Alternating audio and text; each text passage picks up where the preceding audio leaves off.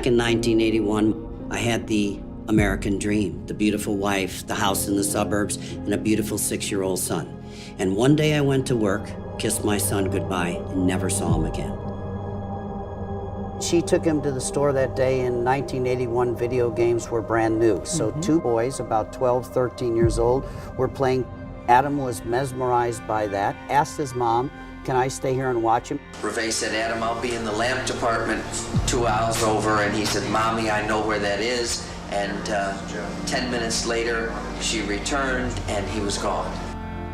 We've searched and searched for Adam, and we haven't found a body. So everybody thinks he's alive. We do too.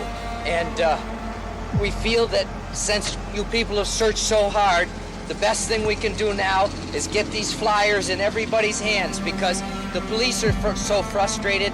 Nobody's really come forth, and the clues that we have, really, we haven't come up with anything substantial. He's our only child, beautiful little boy, and we just want him back more than anything. 2 weeks later, they received devastating news. Adam had been murdered. We think we gave it our best effort to bring him back. I just wish it had a happier ending.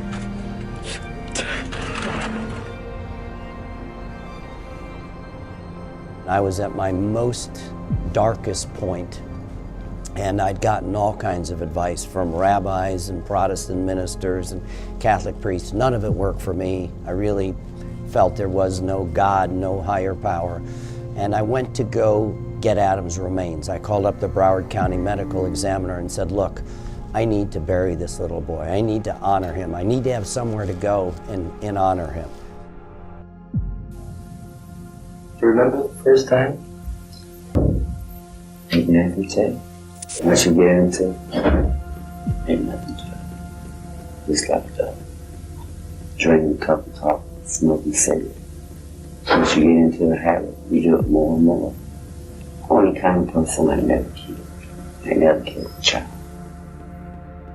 We'd appreciate anyone with any information about him or have seen him or think they saw him to please call the Hollywood police. Ain't no panic. A person's a killer anyhow. It don't make a difference who it is. If you stump on a bug, you still killing. So it don't make a difference what you kill. We've searched and searched for Adam, and we haven't found a body. So everybody thinks he's alive. We do too.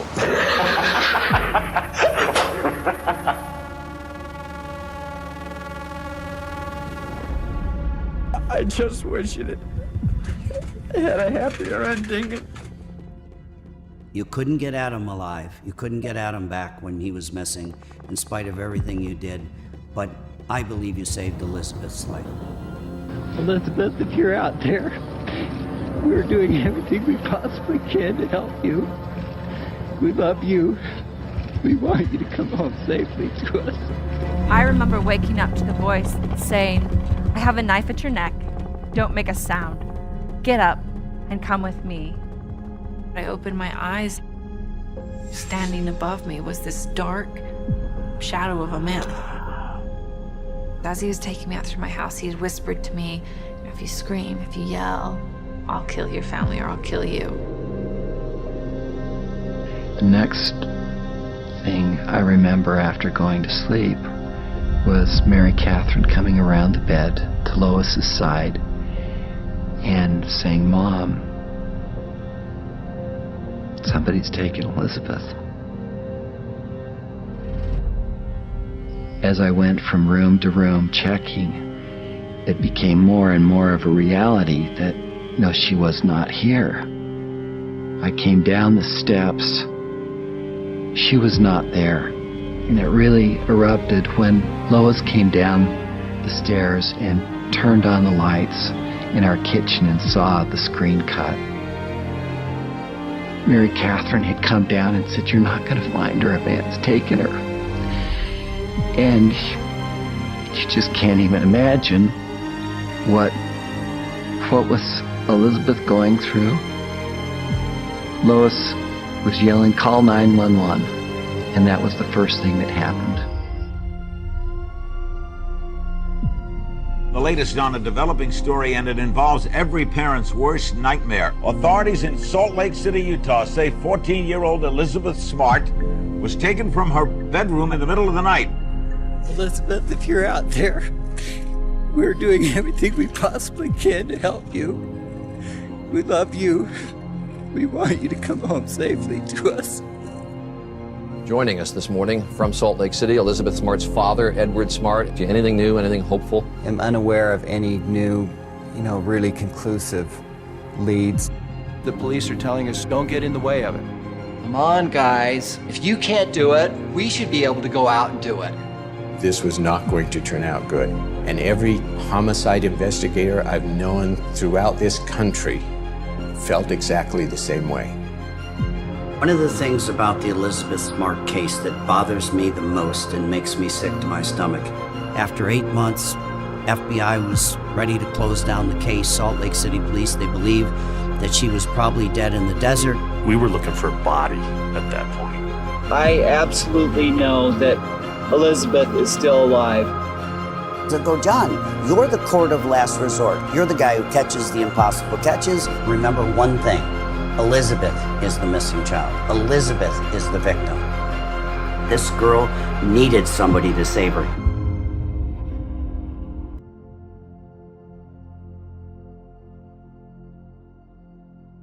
I need to honor him. I need to have somewhere to go and honor him.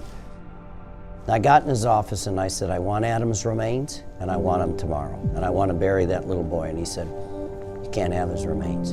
You can't take him back. It's evidence in a capital murder. And until the capital murder is solved, you'll never get Adam's remains. And he says, look, you mounted the largest search effort for a missing child. You used your business contacts, the airlines, you did things that were never done. Why don't you make a difference? You can do that. He said, look at all the people who help you. And he said, if you're thinking about suicide, and I said, it's an option for me. And I said, you have no right to tell me not to kill myself. I have no business. I can't speak to my wife. My whole life is disintegrated. He said, you'd be a coward. I said, I'm not a coward. He says, I know you're not a coward. You're a fighter. He said, so get back in the ring. Fight for that little boy. Make sure that that little boy didn't die in vain. And he says, I believe in a higher power, that you're given this chance to make a choice. Do good, do evil, but it's free will. I still have the heartache, I still have the rage. I know what it's like to be there waiting for some answers. And over those years, I learned how to do one thing really well, and that's how to catch these bastards and bring them back to justice. I become a manhunter. I'm out there looking for bad guys. This girl needed somebody to save her. Now we got a late-breaking case we need your help on tonight, and our Tom Morris has the story. We started out the investigation with bad information and nothing much to go on, and it never got any better for us, really, until Ed and John Walsh broadcast that story about Emmanuel. He certainly had those predator skills. He had a lot to hide. He had a rap sheet a mile long. His ex-wife, Debbie Mitchell, saw his picture come on the screen, and she just almost started hyperventilating. America's Most Wanted. Brian David Mitchell's ex-wife calls America's Most Wanted hotline and says he goes by the name Emmanuel. He's a street preacher. He's a con artist. He's got some psycho girlfriend or wife or whatever she is named Wanda Barcy. While I was married to him, he molested my daughter, which was his stepdaughter, and she's suicidal now. Bombshell. 911. Yes, I think I see that Emmanuel they're looking for, and he's with two ladies. My dispatcher said we got a report of some citizens calling in some suspicious people walking down State Street. A whole bunch of police cars pulled up next to us. Officer Jones was talking to the male individual, and my attention was drawn to the female. And when I took a closer look at her, I recognized her as possibly resembling Elizabeth Smart. She was visibly shaken. Her heart was pounding so hard you could see it moving her shirt. She kept kind of looking over towards him. He was telling Officer Rasmussen at the time, you're not allowed to talk to her, she's my daughter, don't talk to her. At that point, I took her aside and said, you look a lot like Elizabeth Smart, and I think you are Elizabeth Smart. and your family's looking for you, and you need to make contact with them, Elizabeth. I'd spent the last 9 months being very abused. We told her, you're safe now. It's over. All you have to do is say, you're Elizabeth Smart. Her eyes welled up with tears. You could tell if you wanted just to physically say it, that she wouldn't. My captors are both right there with those same threats and the same pressures of if you don't do exactly what we've told you, exactly what we've prepared you for, we're gonna kill you. Brian Mitchell's off to the side, still kind of talking, still trying to being loud. Why didn't she run? She was 14 years old. Why didn't she escape when she could? Well, first of all, this guy broke into her house in the middle of the night and kidnapped her and told her every single day, if you run or you try to run, I will go back and kill your little sister. I will kill your mother. You don't have a right to question why this girl didn't run away. What if the policemen didn't believe me? What if they released me back to Mitchell and Barzee? What would they do to me? What would they do to my family? I asked her one last time, for your own peace of mind, for your family, for yourself, tell us that you're Elizabeth Smart. And she says, thou say it. Detective said, Ed, I want you to stop everything right now and come directly down to the Sandy Police Department. An officer said, oh, Mr. Smart, come this way. And I went down this hallway. As I got to the door, they said, well, we think we may have found Elizabeth.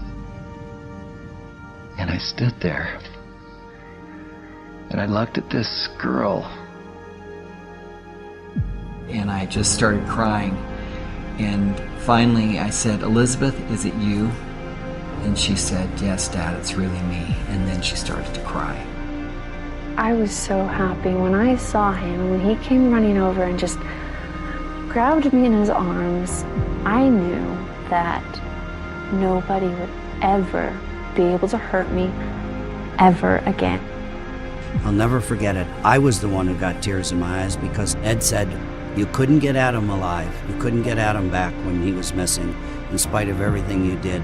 But I believe you saved Elizabeth's life. She was so thin, she was so frail, she was so fragile.